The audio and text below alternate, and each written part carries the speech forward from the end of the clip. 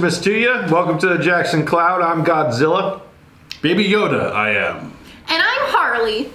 And today we're talking about Christmas. Now, Harley over here, starting off with Christmas stuff, made a whole costume for Christmas Harley Quinn. Yeah. You can't see all of it because she's sitting, but in fact, I don't think you can see anything that she worked on. Yeah, I did this myself. Oh, I just see a little bit she worked on. I printed this. Ooh. Printed it. Yeah, man. Oh. You can't just buy a shirt that says this. I thought you like sewed it in or something. No, I printed it. Well, I actually thought you bought that too, so that's good. on our Jackson Cloud online store, you can now order. What? I'm fairly certain we would Harley get sued if we sold these. We don't have an online store anyways yet. But hey, today we're going to talk about Christmas a little bit, starting with the Magnificat, or as I often accidentally call it, the Magnificent, which is a level on the video game Earthbound when you go into Ness's brain. And most of you have no idea what I'm talking about. Who? Yeah, but that tends to happen to me when I try to preach on this. But this actually, part of the way that this sounds is reminiscent of an Old Testament passage in which there was a woman who could not have a baby and then had a baby and celebrated. Anybody want to take a guess as to which woman that was? Sarah? Always the first guess we go for. I was expecting that. Someone else? I mean, I know the Magnificat has to do with Mary, but I don't want to guess Mary because she wasn't trying to have a baby. It's true. And this was Old Testament too that I'm referring to. Hannah. Oh, yeah. In the Old Testament, there was a woman named Hannah, couldn't have a baby, went to the tabernacle to Was pray. crying, Yeah. Eli, the priest, comes in. She's like, "Why are you crying? You must be drunk." She's like, "No, I'm sad." And then she explains. She's like, "If I have a baby, I'll dedicate it to God." She goes. Wait, is drunk crying a usual thing? Apparently, and We've already talked about we talked about this in a previous episode. Oh, yeah. I don't know which one, so we're not going to link literally it. made the same joke, so... I reuse old jokes, okay? He's on repeat. His brain just goes the same path. Pretty much. But yeah, then she goes home, has a baby, but she said she dedicated it to God, so she gives it to the high priest Eli, and that baby then grows up to be the prophet Samuel, who starts the whole prophet business within the Bible and whatnot. Well, Moses was kind of prophetic, but out of Samuel comes like the prophets. Wait, hang on. Just a movement like that. clarification. She does still mother him, right? She nurses him and then gives him. She's super distraught because she can't have a baby. Then she has a baby and then she gives it away. Because that's the deal she made with God. And so she nurses him until he's been weaned and then gives him to the tabernacle. Unfortunately, Eli's not really the greatest dad and doesn't have great sons. But, you know, you see God kind of in some ways like become like takes father care to of him? him. Yeah, he takes care of him and all that, you know, because like, I mean, Samuel's like sleeping inside of the Holy of Holies. So it's kind of like no surprise. This is the place we talked about, like you go in there once a year. With the and rope, yeah. And you might die if you go in there. So it's no surprise that Samuel's story, one day he's sleeping and someone's like, "Samuel," and he goes to Eli, he's like, "You called me?" He's like, "No, I didn't." Goes back to bed in the place where God is thought to dwell, and here's Samuel. He's like, "What? You keep calling me?" He's like, "No, I didn't." "You're hearing God." So then out of that, like Samuel hears God's voice, brings Wait, God's was it the voice. second time or third time that he was like... I think it was like the third time. And Eli's yeah. like, "Oh, that must be God." You know, dude, high priest not even thinking of that. Right? I mean, I do find it weird that it's like... Yeah, I went to the high priest. That wasn't even a thought of a possibility until the third time. It's like...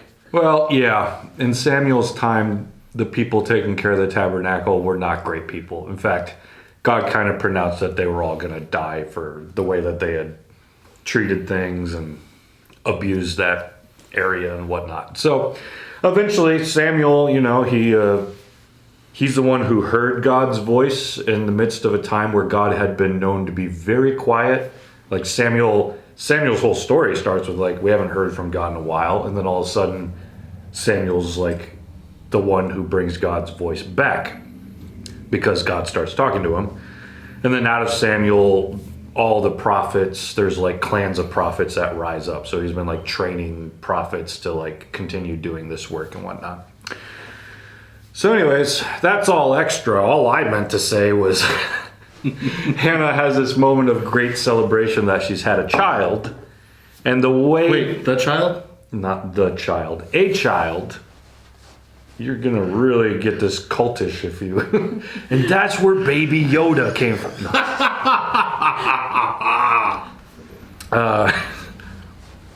But she has a child and she celebrates when God finally gives her a child. And she has a second child after she follows through with giving Samuel away. So you see God continuing to bless her. But when Mary has a child, she sings a song. I always find it funny because, like, have you ever had such a crazy moment of joy that you just sing whatever's going on? Nope. Yeah. I mean, I don't necessarily do it out of joy as much as I do it out of boredom. But you do just, like, sing a random song. Yeah, that happens. Yeah. Do you ever?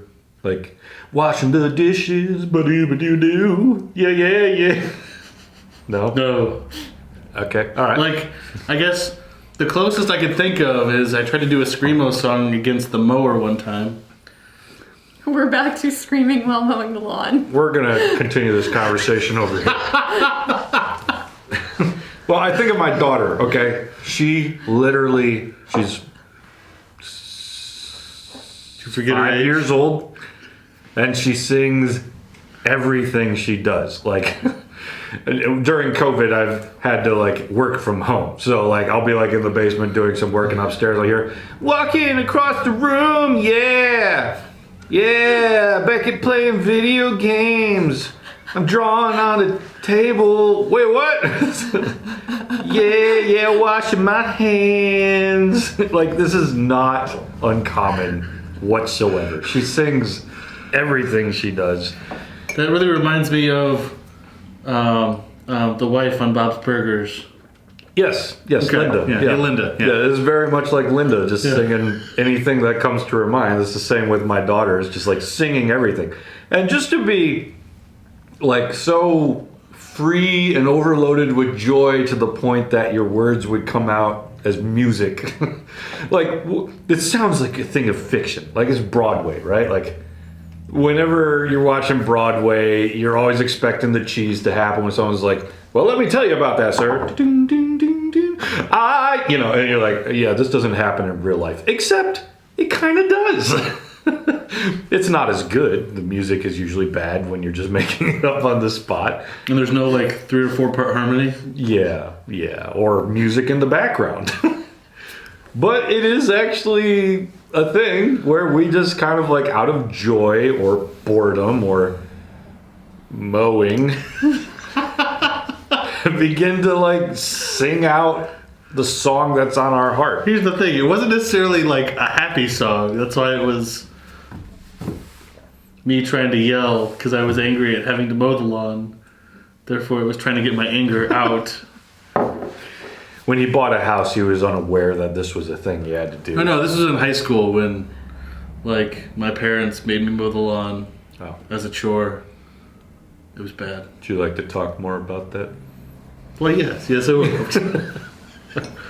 Well, that's a part of Christmas. So, like, during the Advent season, you light different candles. One's for hope, one's for joy. Actually, it's very confusing. Just Google Advent candles sometime, because every year I'm like, what candles this week? Nobody knows. Like, maybe like really traditional people know, but I find like 6 different versions and they all have different names, and it's like, this is the hope candle or the prophet candle, and it's on week 1 and actually it's week 2. Anyways, joy is one of those candles, I think. So when we look at the Bible story, I think Mary's a Wait, great... isn't Joy like the pink one? Probably.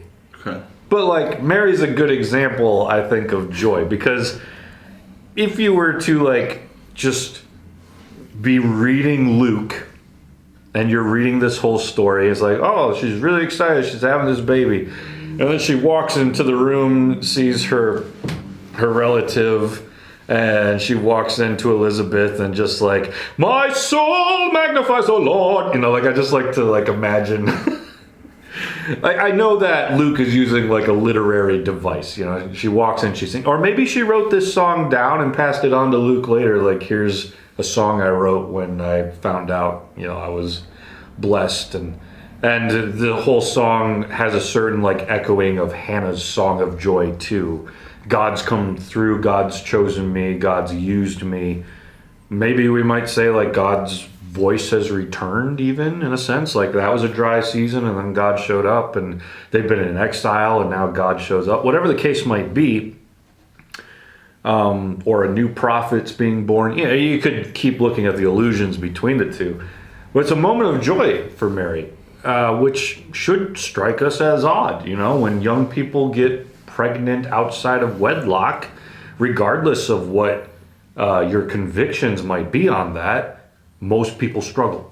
You know, like there's family struggles, there's personal struggles, there's physical struggles, there's emotional struggles, there's boyfriend girlfriend struggle. Like there's just a lot of difficulty that usually comes with those kinds of dramatic elements. And you think that Mary would be there, because ain't nobody like, oh, it's the Lord's baby. You know, like, that's never happened before. Right.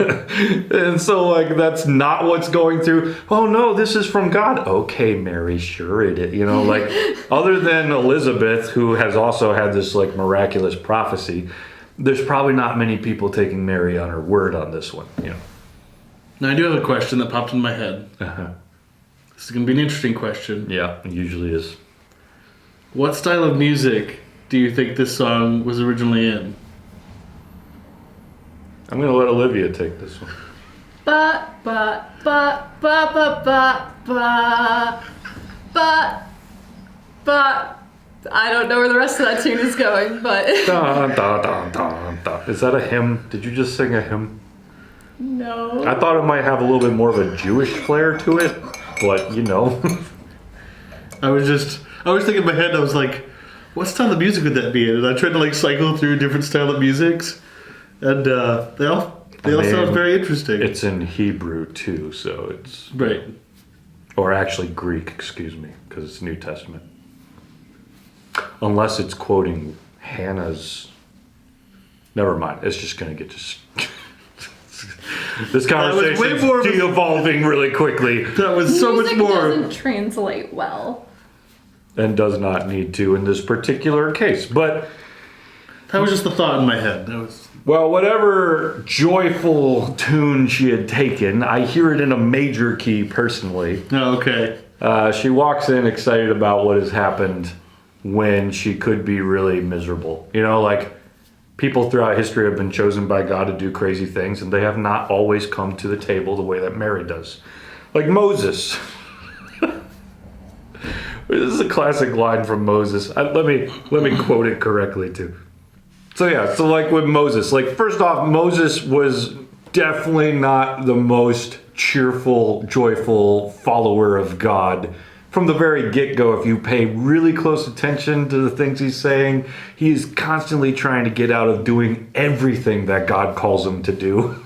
To like one point, there's this very confusing passage where it seems to say that God's anger came against him and he was going to like kill him or something. And you're like, why would God do that? But if you're paying really close attention so far, like Moses is consistently like, nope, ain't gonna do it. Nope, no way. Can't do it, nope. And just like constantly living that refusal to the point that God's like, come on, man. You know, so like, but like Moses eventually comes through and starts doing a good job and following people or leading people towards God and things like that. Except for the rock thing. Well, there's a lot of things that didn't go well. Yeah, like that ended up getting him banned, yeah.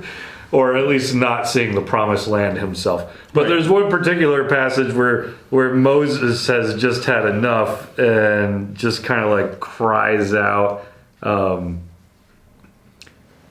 I am not able to carry all this people alone. The burden is too heavy for me. If you will treat me like this, kill me at once. If I find favor in your sight, that I may not see my wretchedness. You know, it's just like, kill me now. Don't make me keep doing ministry. And every pastor has probably, in some of their worst days, found some form of an echo of, this is too much. Make it stop. You know, so like, Mary, though, you know, it's like, forget all these faithless or stubborn men throughout the Bible. You get Mary, who gets probably one of the hardest dramatic elements to have to deal with. Everyone thinking she's a liar, most likely, and yet here she is with the great promise of God. And rather than lean into all the difficulties, she's just like, my song, you know, like singing and enjoying the moment and loving God. And it's this woman who's finally like faithful and walking in the promise in a joyful kind of way. And yeah, it's a reminder to us, I think, this Christmas, and maybe one that we really need in COVID time. So remember that there is joy in the season and hope in the season. And yeah, it's difficult too, and we'll actually have an episode next on that. But before we get to the difficult stuff, let's talk about joyful stuff. Yeah, joyful stuff, like how beautiful it is outside. Guys, look, It's so snowing! pretty. Just like when Mary was singing her song. I don't think there's snow in the Middle East.